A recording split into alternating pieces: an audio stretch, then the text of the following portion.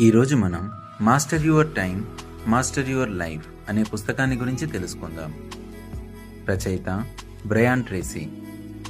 ఈ పుస్తకం సమయపాలన అనేది జీవితంలో విజయాన్ని ఎలా అందిస్తుంది అనే విషయాన్ని గురించి తెలియజేస్తుంది.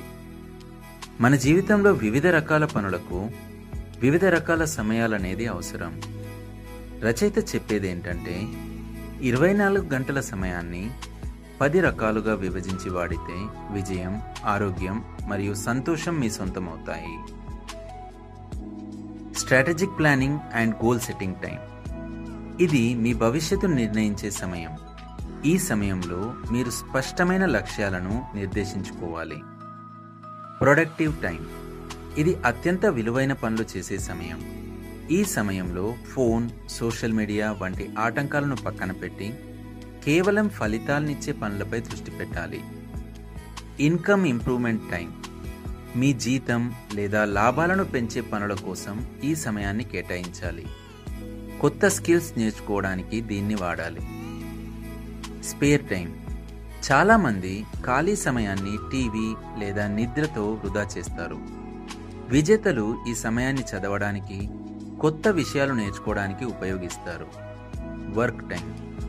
మీరు ఆఫీస్లో లేదా పనిలో ఉన్నప్పుడు కేవలం పని మాత్రమే చేయాలి. పని వేళల్లో స్నేహితులతో కబుర్లు చెప్పడం మానేసి పనిపై ఏకాగ్రత వహించాలి. Creative time. కొత్త ఐడియాల కోసం ఆలోచించే సమయం ఇది.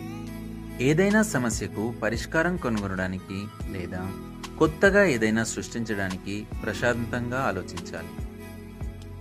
Problem solving and decision making time. ముఖ్యమైన నిర్ణయాలు తీసుకోవడానికి ప్రత్యేక సమయం కేటాయించాలి. People and family time. పని ఎంత ముఖ్యమో బంధాలు కూడా అంతే ముఖ్యం. మీ కుటుంబ సభ్యులతో గడిపేప్పుడు ఆఫీస్ పనులను పక్కన పెట్టి వారికి పూర్తి సమయం ఇవ్వాలి. Rest and relaxation time. శరీరానికి, మెదడుకు విశ్రాంతి చాలా అవసరం. మళ్ళీ ఉత్సాహంగా పనిచేయడానికి తగినంత నిద్ర, విశ్రాంతి తీసుకోవాలి. Quiet time.